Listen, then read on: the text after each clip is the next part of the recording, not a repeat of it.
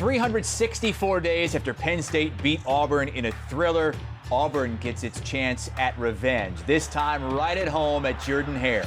And just like last season, both teams are unbeaten and looking for a statement win. Both teams began this season unranked, but the Nittany Lions used a thrilling victory over Purdue to help vault them into the top 25. And sixth-year senior Sean Clifford has the offense humming. I want to win games. On the other side, Auburn's head coach Bryan Harsin almost lost his job after one season as head coach. And the jury is still out despite a 2-0 start. The Tigers needed a second-half comeback on Saturday just to fend off 24-point underdog San Jose State. But a win in a big spot against a ranked team could turn everything around. They just keep getting better. The teams that we play, we know Penn State. We know they're a good football team. It's two huge college football brands from the two best conferences in the country. Auburn, Penn State, Saturday on CBS. It's the Big Ten versus SEC. Which conference is king? Well, we're about to find out. Auburn and Penn State meeting in Happy Valley last year for the whiteout game. Absolutely electric coming down to the final play.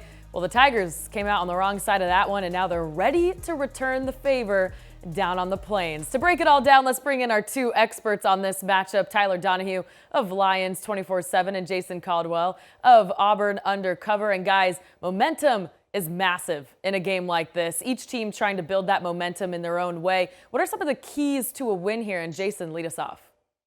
Yeah, for Auburn, I think you look at a couple of things for me. It is explosive plays on offense. They've been a grinded out offense. It's hard to win grinding it out right now. So to me, I'm looking at explosive plays on offense. Can they create some of those? And then got to create turnovers on defense.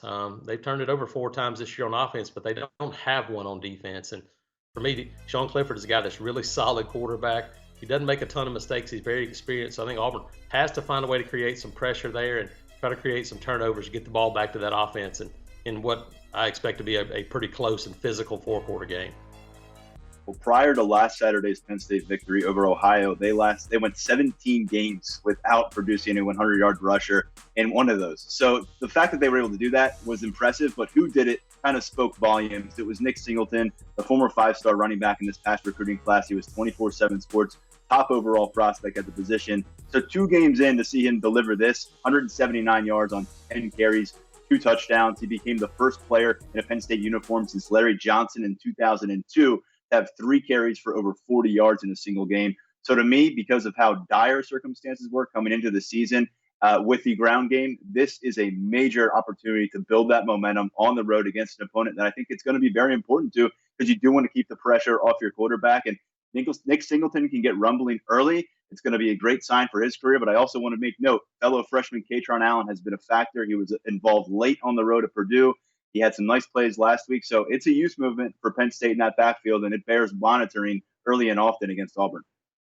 And Auburn has a pretty talented pair of edge rushers that you're going to tell us about in a minute, Jason. But those edge rushers may have to prepare for 2 quarterbacks from Penn State. Tyler, sounds like the Nittany Lions are looking for their heir apparent to Sean Clifford and a true freshman.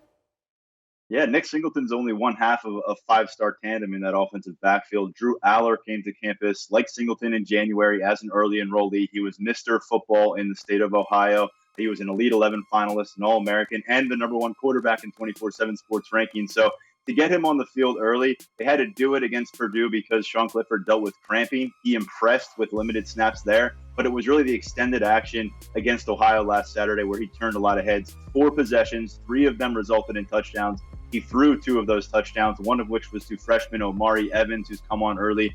So Drew Aller, 6'5", 240 pounds as a freshman. I know people think very highly of the experience Sean Clifford provides, especially in a road matchup like this. He's got 7 total touchdowns through 2 games. But we've seen a lot of football, 35 starts to be exact, under Sean Clifford with the Nittany Lions. And there is a question here in Happy Valley of whether or not Drew Aller may be able to raise that ceiling for Penn State's offense. So we'll see if they schematically try to get him involved for a series or 2 over the course of this matchup.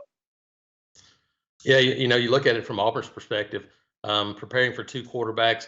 Neither one of those guys are guys that you think are going to take off and run with it a ton. And that's kind of been the issue for Auburn the first couple of weeks. They played some pretty athletic quarterbacks that it's been a real quick game for them. And Penn State's they'll do some short passing game, but it's not a real quick game, especially with the quarterback run involved. And so I think for Auburn, the key is going to be, can you force Penn State into some of those second and third and long situations? And that goes back to that ground game. Can Auburn slow down the ground game and put Penn State in those positions? And then you turn Derek Hall, Leota loose. Should have the crowd on your side, obviously, with a big crowd at Jordan-Hare Stadium. That should help some in terms of maybe creating some of those issues for that Penn State offense. But then it's about getting quarterback pressure. That hasn't been a great deal for Auburn the first 2 games. Can they do it in week 3? I think it's a must if Auburn wants to come out with a win Saturday afternoon. All right, a lot of familiar faces in this one for both sides, seeing that they just played last year. But oftentimes these games come down to one play, one player. Who is the X factor for each squad this weekend? And Jason, we'll start with you. Yeah, it's got to be T.J. Finley. You start talking about T.J. Finley, maybe slash Robbie Ashford a little bit in some of the run game they want to do with him. But it's the quarterback position for Auburn. I mean, you look at it, I go back to creating those explosive plays on offense. They just haven't been able to do much of that offensively. They got to be able to stretch the field vertically and do some of those things in the passing game. And T.J. Finley's the key to that. I mean, 6'7", 240, 245 pounds. So he's a guy that stands tall in the pocket. He's made some really good plays kind of off script the last couple of weeks. And they'll take some of those things against the Penn State, but they got to be able to throw on time. Can they run the ball to set up some of those things? Play action is going to be really important for Auburn. Use the tight end, some of those things, but can they connect with Javarius Johnson, Shedrick Jackson? Those 2 guys have really been the only weapons so far in the pass game from the wide receiver group. And they find more of those guys? That starts with T.J. Finley. I'll go with the Nittany Lions newcomer for my X Factor pick. Mitchell Tinsley is the new man wearing number 5. Jahan Dotson wore it well the last few years. He's now off catching touchdowns in the NFL.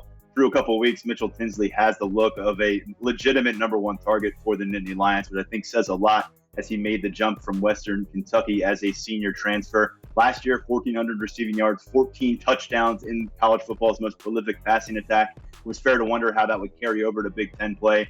He was the leading receiver and scored a touchdown week 1 against Purdue. Limited action last week because of the lopsided scoreboard result, but he still caught a touchdown again. And you talk to his teammates, the accountability he has brought, the leadership he has brought. It's overall a pretty young receiver group, but he is Sean Clifford's roommate as well. These 2 have bonded in a hurry over the last 9 months since he got to campus. And something tells me that while Parker Washington is certainly in play and Keandre Lambert-Smith has played a lot of football for this team at receiver, when the going gets tough and they get in some clutch moments, I think a number 5 again will stand tall for Penn State at receiver.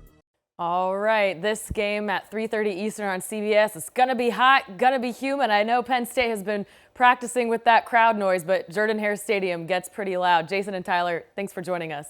For more insider info on the game, check out Lions247.com and AuburnUndercover.com.